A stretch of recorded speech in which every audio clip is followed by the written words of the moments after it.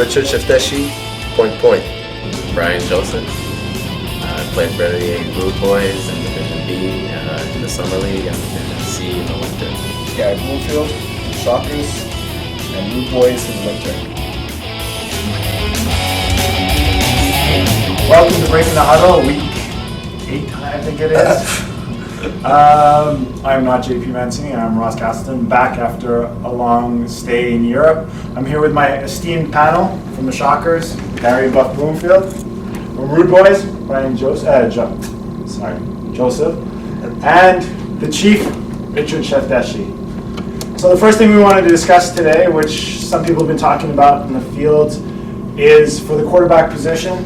Basically, we know that every year, the most talked about position to put in each division is the quarterback. Whether he's a Division 1 quarterback, 2, 3, 4, he basically decides where he wants to go, and we try to figure out if he can play one division up or one division lower. Now, some people have said that if you're a Division 2 quarterback and you want to play in Division 3, sometimes it's not fair because Division 2 quarterbacks are too strong, Division 1 quarterbacks are too strong to play in Division 2, vice versa. So, the league has come up with different ways to battle players being in the wrong division. The first one would be a rating system. So if a quarterback played in Division 2 and did quite well, a committee, which was formed by Flag Plus, would give him a rating of 75. And so next year when he decides to register, each division is given a rating limit. So let's say no quarterback over a rating of 70 can play in Division 3.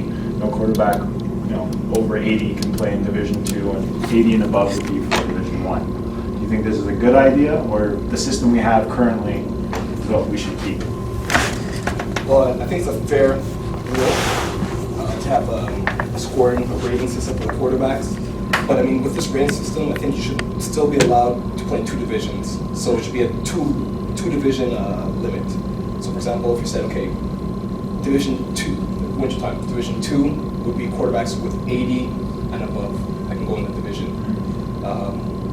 So for example, like Kevin White, Michael McNair, Rickman Cherry, Ryan Castner, all the good quarterbacks. Carmen Pulice, they can play in Division 1 and still play in Division 2, but then it's not fair if they drop down to Division 3 because they'll rip it up too much. I agree with Gary. I mean, the only thing I see about that is maybe the rating system, how well it actually be rated. How would you rate? How would you base your rating? I mean, one guy has a crazy year as a quarterback. That's it. Division 3, and we give him a 75 rating. Well, when he gets up to Division 2, struggles. I find it's hard to define, the rating, like how do you establish a guy is 80 or the other guy is 70, it's hard to really come up with a formula that comes up, I mean, it's just, it seems like there's no black and white, a lot of people, a lot of ratings will be debated, Like if someone says Carmen is 95 and Gino is 75, but maybe they will disagree, Maybe Gino thinks he's better than that, for example. The league will basically, you have 6 or 7 players, yeah. And I'm sure those 6 or 7 players would be made up of a bunch of quarterbacks at the top level. Yeah. So maybe you put Carmine and Kevin Wyatt on the committee, and they would know where other quarterbacks sit at. Yeah, but I like the idea, I like the concept. I think there's something to it, but I don't know if it's feasible, if it works out, if it can be worked out, because it seems too it's too scientific for this league. You know what I mean? It's well, if you go, it's like going with points. You can't put a 90. How can you judge who's a 90, who's a 90? But you make that public. Because then, just imagine a smack talking. No. When you know that the guy you're playing is a 72 quarterback and you're an 80, you are you going to get to the field and say, everybody thinks I'm already better? And another thing that... No, go with a rating. For example, you're a 1-2. So that means you can play Division 1-2. Or you're a 2-3. That way there's no score. You can't really label. How can you just say Wyatt would be a 95 and a Carmine would be a 94. Carmine would be 96. But you base it on wins or stats or touchdowns, interceptions? How do you go about it? You're going to have to go by their stats, basically. That's the first thing. I mean, if look, let's be honest. If we see that a quarterback in their stat column has a lot of sacks, we generally think, everybody plays 10 games a season. It's not because the rusher that game was great. Yeah. It's because you're holding on to the ball too long. you see too many interceptions. Well, you play good teams and you play bad teams. You're throwing the ball in the wrong areas. Touchdowns are the same thing.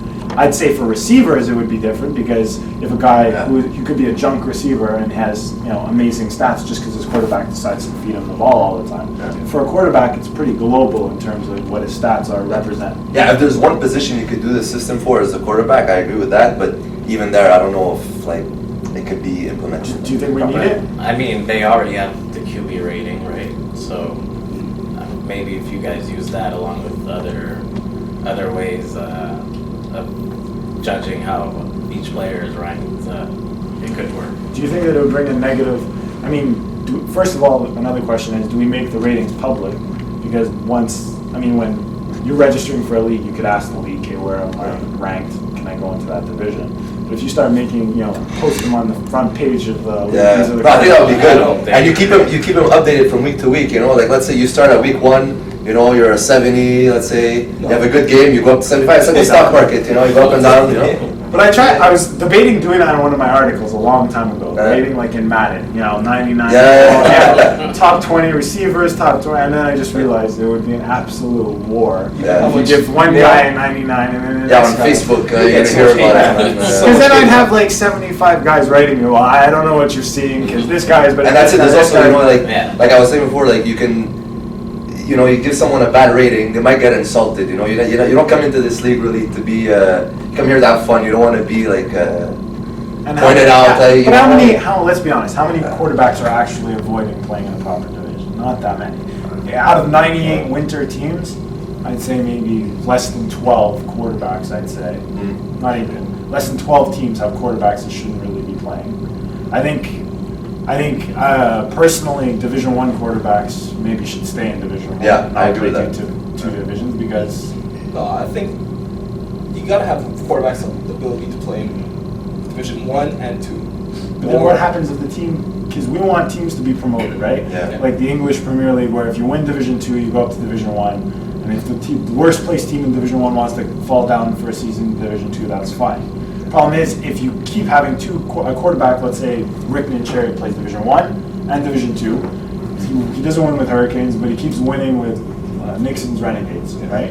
He can't go up because his team's already in one, so he's just got to keep repeating. And the team, they're not going to want to go up because they lose him, and then they can say, well, we don't have the same roster, we might as well stay, but then they stay and they keep the quarterback. It's like, it was kind of the same thing, but that's why we added Carmen at the time. We didn't want to have a problem like that. Just get a guy from Division I, stay in Division II. We wanted to make a move to move up to Division I. But you play quarterback, would you be? Me, yeah. I'm good where I am right now. I should be in Division D right now. You played Division A last year. Yeah. But I mean, that was very ambitious of me to play in Division A. But I'm good in C right now. Maybe I should be in D the way I'm playing right now. No, but it's good. You challenge yourself. You tried it out. Didn't work. You dropped. Felt more comfortable in the lower division, so you went down to a lower division. Oh, last year it wasn't fun. I tried quarterback in two. I tried quarterback, now it's a disaster. Yeah, it's not easy, man. It's really. My Ryan Leaf career at quarterback. Yeah. But I still ripped it up with me at quarterback, so that tells you what you can do. Anyway, the next topic we'll bring forth is Division 5. Obviously, are players entering the league, learning how to play flag and all the intricacies of the game, whether it's tactically or talent-wise, their skill isn't as refined, I'd say, as Division I. I think we can agree with that. Should the rules be different for Division I players? Let's just give an example, 2 feet in bounds for catches. In Division 5, we let them adapt to the game, sort of like real footballers were in high school and cadet and all that. You get different rules than you would in the CFL and NFL. So should there be a difference? Because let's be honest, quarterbacks in Division I can get rid of the ball before the rusher ever gets there from 7 yards out. They sometimes don't even pass the line of scrimmage. Yeah, exactly. So if you move it closer to the ball or what have you, you allow motion, stuff like that for Division I to make it more, close the gap between offense and defense, whereas make it easier on Division 5 quarterbacks who are learning the game by giving them a little extra space. The receivers only need to catch and have 1 foot in bounds. Well, I think mentioned before is that maybe the rushing in Division I should be at 5 yards. That's not bad because it puts more pressure on the quarterback, much more talented. So it's going to make it more interesting, you know. So that's a pretty good idea right there. And But should there be a double standard, or should we just say you're in Division 5 one day, maybe you'll make Division 1, learn the rules now? Well, I mean, they're just coming to the league, so they need to feel it out. I mean, it's an adjustment, especially guys who play tackle football. You see them coming to the league, they have this tackle mentality. So, I mean, people starting out in the league, they need to feel it out a little bit. Guys who've been in the league for a little bit longer, more comfortable with it, they should have a harder challenge. I think, no, it should be standard across the board, because I mean, like you said, you may move up one day and you Forget what you're playing. That's it. You get used to playing one type of game, and then you have to adjust to a new type of game. I mean, I think a lot of players that start playing are already kind of football minded, and they already understand the game a bit. So, I mean, why not let them play the way the rest of the league is playing? You know? Well, I think I see it both ways. Like I'm a bit neutral on this topic. Like I understand the fact that you come in the league, you know, even if you're new to the game, you should play it the way it's played at all levels, you know, because how are you going to get better at it if you don't play it how it's supposed to be played? But at the same time, I notice, like, especially like in Division 1, I find the rules should be a bit different to make it harder on the quarterbacks. Because the offenses, they score way too much. Like, you see so many games, they literally score on every possession, both teams. And then it's just a matter of who has the ball last. And, you know, you got to put some, like, the defense has to have a bit of a say in the game, you know. So I would put it, you know, keep it at 4 downs, make it 15 yards for a first down, and maybe even have the rushers like rush from like 4, maybe 5 Let's yards. look from a league perspective. How hard would this be? It's like not hard, but we'd have to tell the refs. The refs usually don't know if they're reffing Division 4, 3, 2, 1, so they can't be biased. I mean, obviously they're not dumb after watching 10 seconds at the beginning of the game. Yeah. They never know. But if we start changing, you know, Division. You know, 2 feet comes in Division 3 and onwards. Yeah. Where are they going to start remembering what rules I don't apply know to which people? I mean, I don't know if it's doable, but you could just assign refs to certain divisions for the whole season. Problem is, we try to get good refs. I mean, experienced refs with new refs in all divisions, so that they get used to the game. Okay. So that way they're always paired. You know, good ref and like an experienced ref and a new ref will always get mixed together. But then Division 1 and A will always have like 2 experienced ref because they know that we're a handful to manage. I mean, like 2 feet in bounds, that should be standard. But there's only 2 leagues in the world. 2 leagues in the world that have 2 feet. NFL and flag plus. That's the word that's the. We have a high standard. I saw San Antonio Holmes do that, and I was like, no Everything problem. I do that every Sunday. But look, 2 feet in bounds in all the divisions, but rushing should be a little closer in the higher division, like D1. I think, the only place where if there were to be changes, I mean, the only place I think we would make changes is in D1 just to make it more challenging. Like you were saying, like they score every. There are good defenses in Division 1. Yeah, I know, but Some the games quarterbacks are too much in this league. They're like literally 95% of the outcome. The league is too offensive minded. Yeah, it's like it's too easy to score. I mean, it's not for me in Division C, but you know, like in Division 1, like in Division A, like some of these teams are unstoppable. No matter what you do.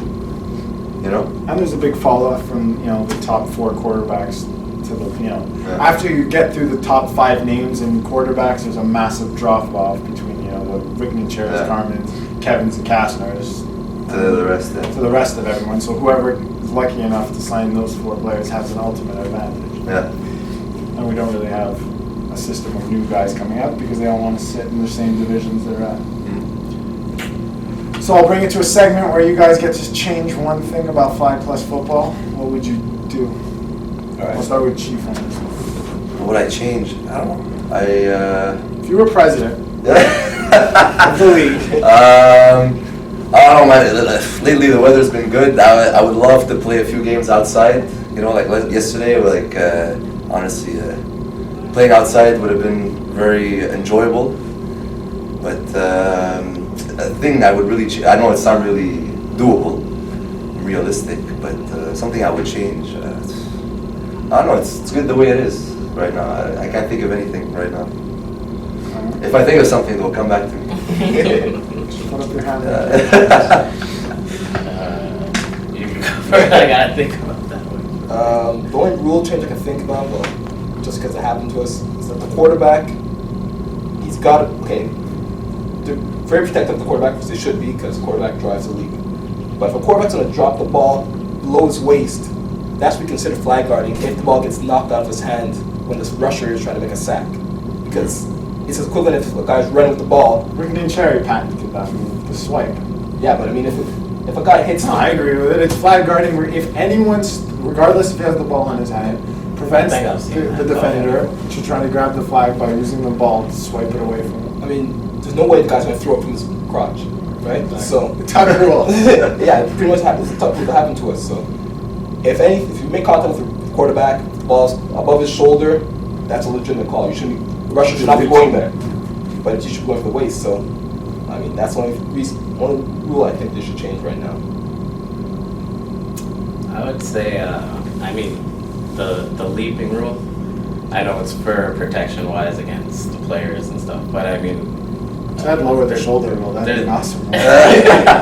It's just, I think a lot of players, like, the way they run is kind of, that's their style of running, they kind of leap, and a lot of refs, they don't know, you know, whether to call it a leap or not, and you can look at some players and you say, you know, he's leaping every play, and so I don't know if maybe they should take it out or, like, go and... Well, I think the reason why it was put in the rules, the leap, is not because we, you know, someone jumping up so we couldn't grab their flag because now it's up here. It was because people were worried that the guy's running full tilt down the sideline and the guy's standing on the goal line ready to grab his flag, and he just jumps up in the air and loses. Well, he doesn't. You don't have control of your body when you're up in the air, right?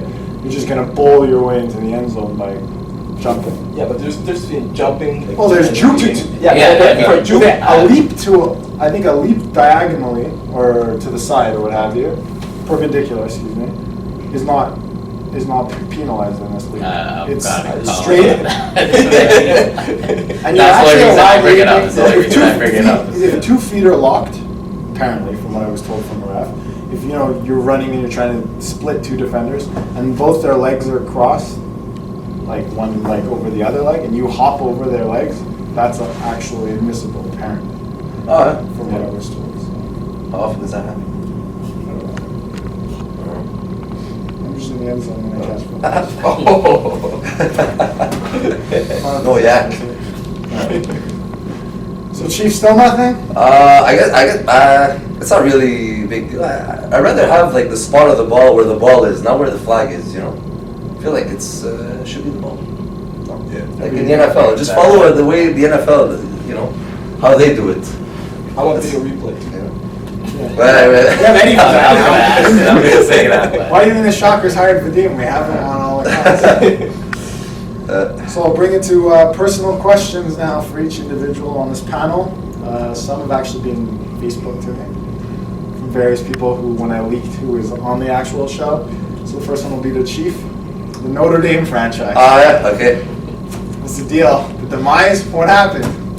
Just, you know, when we had lost our quarterback. And your top defender. And the top defender, you know, now he's playing for the BC Lions, Ahmed Mahmoudi. The other good, like, our all-star players, they didn't want to play anymore, you know, or they weren't reliable enough, couldn't count on them. And the rest of the team figured not good enough to play in D2, you know, we tried, I put a team together with like, added Keyshawn and Mokan, we had a good time that season, but we had a decent season. Made the playoffs, lost in the first round, but since then it wasn't the same group of guys. Just over time, you know, some guys they just didn't want to play anymore, and I moved on with I merged with Phil and Paul, my cousin, and Huddle, and we made a team more you know, amongst friends. So it's dead, Notre Dame, it won't be back? Yeah, I don't think it'll be back. I mean, maybe the name will be back, but it won't be the same group of guys. I actually think you're not allowed to repeat names. No. When my discussion... No, I'm the captain though, I'm allowed. Exactly. No, you're allowed bringing it back, but no other person can come and register in Notre Dame. No, but maybe, I mean, maybe, but it's unlikely, because I need guys like Mathieu Roy, GM, Laplante, those guys were impact players. Those were when I think Notre Dame, I think. But that, I mean, if I could go back and we could have that team that we won the championship with and like had like how we kept everybody, I would have loved to see how far we could have gone with that team, you know. It was a really good It's an annoying team for the Shockers. Yeah, we had some good games. All right, He Gary. had some good games. Yeah. Gary, this one's for you. You tried quarterback. Yeah. Is the dream of that dead? You know Will what? Willie Beeman make a return? I would like to try, but I need to go back in a lower division than what I started off in. I mean, it's not easy. Like, I mean, when that rush is coming at you and you're still trying to figure out how to grab that ball, Yeah. it's like you just run. It's the first thing is just to run. But I mean, I would like to try it out again, but like slowly in the lower division, and I don't think I can get to like a D2, but I mean like D3, maybe D4. I think I can keep up. So I remember when I tried quarterback after like 2 series, I was like, Yeah. What's Hook me, coach, hook me. It's the reps. I mean, once you get used to it, I mean, For me, it's grabbing the ball straight out, trying to gain a grasp of the ball is the hardest thing. Sometimes you see the receiver, he's already open, but you still don't even have the ball in your hand, By the and it's time- too late. yeah. You know, if you throw it, it's picked. Going the other way. It's, Some quarterbacks in Division One just, you know, I've seen them catch it with one hand, cock the ball, and throw it. They don't even need to. Are you serious? All right, you watch the Weapon, right? You see all these big names from tackle football get called out for their stats. Now you're having quite the great season over there, and you don't get all the love that you fully deserve. Do you feel underappreciated on the Weapon and in the articles? I mean, I only been in the league for three seasons, so I can't really talk too much, too big. But I mean, I read the articles a lot. I like to see my name, but never comes up. But nah, I mean, so yeah, sometimes I feel. Cash checking. Nah, it'd be cool if we got recognized every once in a while. The Rude Boys haven't been doing that. Yeah, I know, so I can't really say anything. So. All right, Chief. Yeah. Well, I could talk about quarterback, but I won't. Yeah. So I'll ask you, for your future plans, what division do you plan on playing in the near future? As a quarterback? No, just in general. Oh, in general. You were a good receiver and a DB, and Yeah. then you kind of switched to quarterback. Yeah. The Well, last I mean, seasons when we think of Chief, we think of yeah, but. Steve Young. And Well, I mean, I like to play all positions, you know, like a quarterback, receiver, whatever, except rusher. I can't rush, you know. But, I'm a competitive guy, you know, like I want to play ideally in Division A all the time, Division 1. You know, like the year we played in Division 1, although it ended on a bit of a sour note, you know, like I had a great time that season, you know, like it was my best season statistically. And, like just, you know, I enjoyed playing against the, you know, better players. You know, it made me better. And ideally, that's what I want to do again, you know. But right now, the team that we have, is it good enough to play in Division 1? No, certainly not. Not even Division 2, maybe not even Division 3 right now. So. We played with Click-Clack. Yeah, well, with Click-Clack, yeah. Click-Clack, I don't know, it's not up to me, but if they're moving to Division 1, Division 2, whatever, but I think I'm going to be playing with them in the winter again. So either way, Division 1, Division 2, I'm looking forward to it. You know, ideally, I will, like, if we go by vote within the team, you know, like if we go to Division 1 or Division 2, my vote will be for Division 1 because it's where you want to be, you know. Yeah, obviously. Yeah. I've yet to experience it. Gary, you've covered and locked down many receivers in this league. Who's by far the hardest competitor you've ever had to line up against in your, 8 seasons? 5 plus 4? that's a good one. I mean, size-wise. No, in general, the guy you lined up and we're like, oh. I mean, Paul appears, you know, no competition. He just stands over me and just picks up one hand. But I mean, some pretty fast guys that we got up against. Matthew Ross it's pretty tough because he has the speed and he has the size. He single-handedly got me cut off defense at the Shockers. So he's been one of the tougher guys that I had to cover just because he has good size, good hands, runs good routes. The most annoying to line up, not just for his talking. No one really talks to me because I don't talk back to them, so you know it's a waste of time. But, I'm just going to line up there. This pool's covered. I mean, I'm not going to get into a game like back and forth. But some good. Like I said, I mean, it's have to say, I can't really think of anybody who. I mean, Northwell, I have never really lined up against him. But, He's a center. he's always center. And like I said, I never had to really line up against him, but he's quick from what I've seen. And, he has good hands, and he's shifty out there. He took that one team without his pants, without his shorts on. But I saw. Remember that? No. Finals last year, first player of the game. Oh, yeah. 5 minutes out. He pulled his shorts instead of his flag. He stepped out of his shorts and ran the whole sideline. Are you serious? It's on the last year's road show. Yeah, I didn't see it. Sorry. Mokan, he's gonna be mad. Mokan's the only one who goes to clubs. He has it on his iPhone. Yeah. My broadcasting, yes, I'm Mokan, host of Mokan with Mokan. Point. All right, you've played with, I think, 3 different quarterbacks. Yeah. Gary and Daniele. Now you're a receiver, and I know as a receiver it's hard to adapt to each quarterback that you get. What are the different things each quarterback you've had to deal with? Well, my first season, playing with Gary. I mean, I guess it was a learning experience for the whole team. It was a fresh team where he just put the team together. So we were all new playing together, and I think a lot of us were first-year guys, so we just still didn't even understand the rules at that point. I don't think I played too much offense that season, but Use more offense. yeah. But I mean, Gary was Gary. He was different from my other 2 quarterbacks, but I mean, he was going through his learning phase too. So I guess that was that.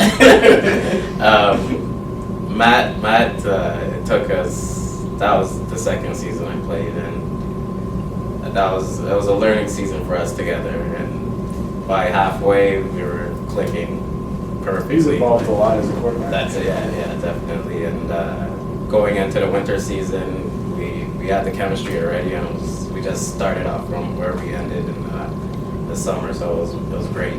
One of my best seasons. And now with Danny, it's kind of like the same thing.